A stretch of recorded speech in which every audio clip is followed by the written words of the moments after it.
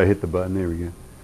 Okay, so yeah, this is two people in outer space, and there's nothing around them. And so therefore, if A is going to change its momentum, A has to push on B, right? But the change in momentum of A is the force it exerts on B, that B exerts on A times the time, right? And the change in momentum of B is the force that A exerts on them times the time, yeah? Okay. And then Newton's third law states that all actions like these are equal and opposite reactions, right? So if A pushes on B, right, A is going to go flying to the left, B will fly to the right. These are equal and opposite forces.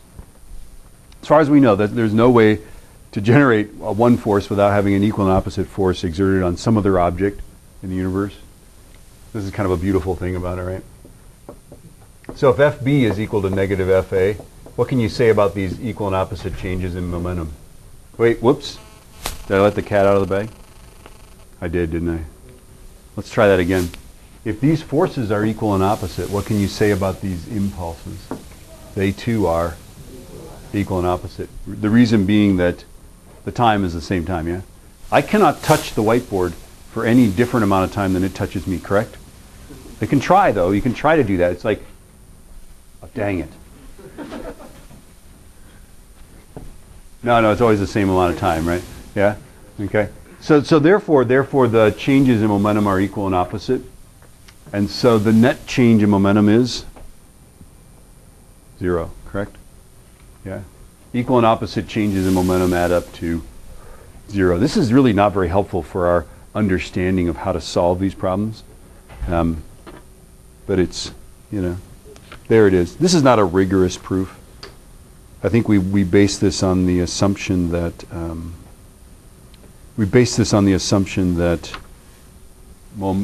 impulse is a change in momentum.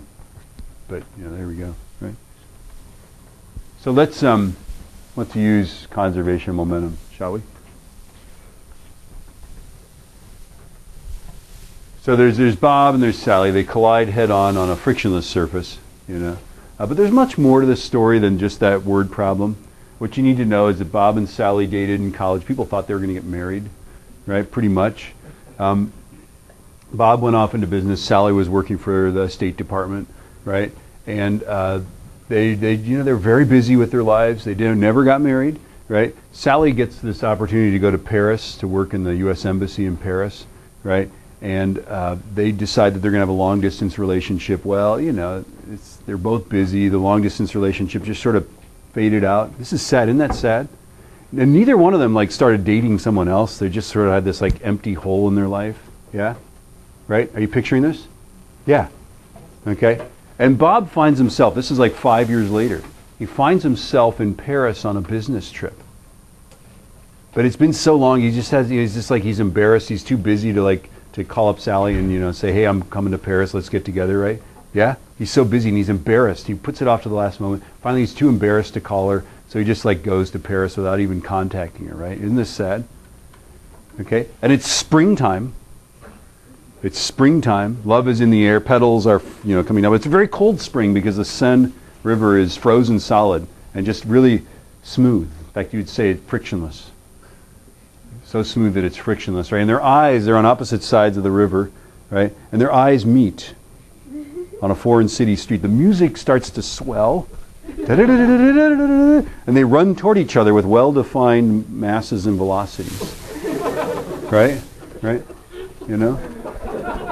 Yeah? Are you picturing this? Yes, she's a little taller. That's okay. It's okay for the girl to be taller. Okay? And there are all kinds of questions we could ask, right? We could ask the question of, if they couldn't make time for the relationship, is this chance meeting really going to change their long-term behavior, right? Is it realistic? Is each one of them, since they haven't really been involved in a relationship for so long, do they have realistic expectations about their relationship? There's all kinds of questions like that. But really what we care about in physics is what is the post-collision velocity of their entwined bodies, correct? Yes? Okay.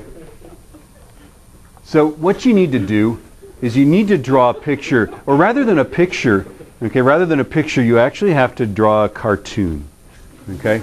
Draw yourself a cartoon. So here's Bob, and he's going this way. I'm going to say that to the right is positive. So he is 80 kilograms, and I'm going to say his velocity is positive 2.3 meters per second. Right? And so there he is going this way, and here's Sally, and her arms are apparently very straight across. And she's got a velocity of negative 4.5 meters per second. And why am I making her velocity negative? Because she's going the other way. This is very important. Yes, isn't it? Yeah? And then afterwards,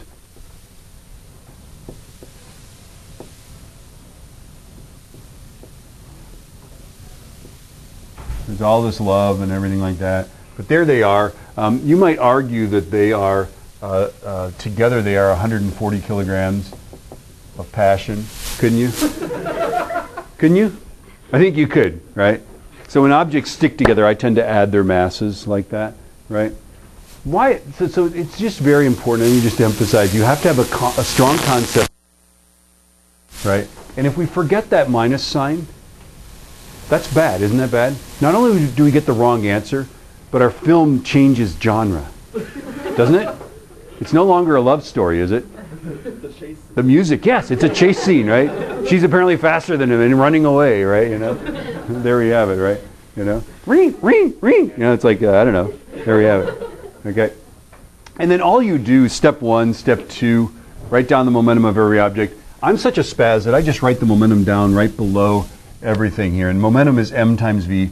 In case you weren't paying any attention until now. Right? So 80 times 2.3 plus 60 times negative 4.5 equals, whoops, that was a very bad equals, right? 140, and then apparently we're trying to find that velocity.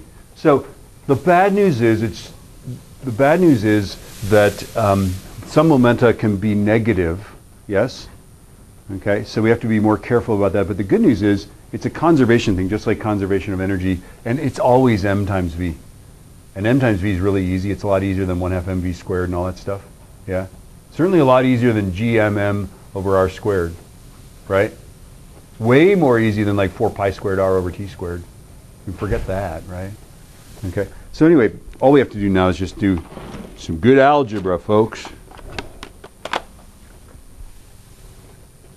Okay.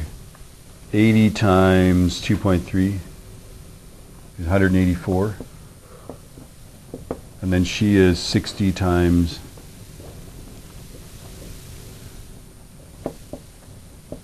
270. Yeah? So it's which way are their bodies going to be going afterwards? To the left, correct? In the direction that Sally originally was going. Right? So not only is she going faster, she's also carrying a little more momentum into this new relationship. Right? Does that mean that she wants the relationship more than him? You know? I don't know. Okay, then this equals 140 V, and then so obviously we go, we're going to say minus 86 is 140 V, and then divide by 140. And it's just going to fall out on your lap. It's minus 0.61428 meters per second. Not all those figures are significant, is our velocity.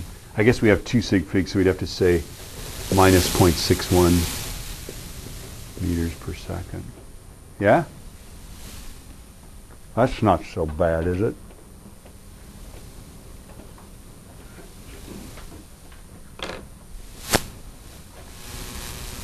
So these really are, the trick is drawing this picture. I think if anybody can draw this picture and read the problem and label what the velocities are and what the masses are, the rest of it's pretty simple, I think, don't you think? The trick is just drawing the little cartoon. Draw one panel, draw the next panel. Yeah? You know, before and after, and then just set up your equations like that. You guys want to try these? Yes, you do. Ooh, look how fast you are learning. Oh, by the way, they live happily ever after. They do live happily ever after.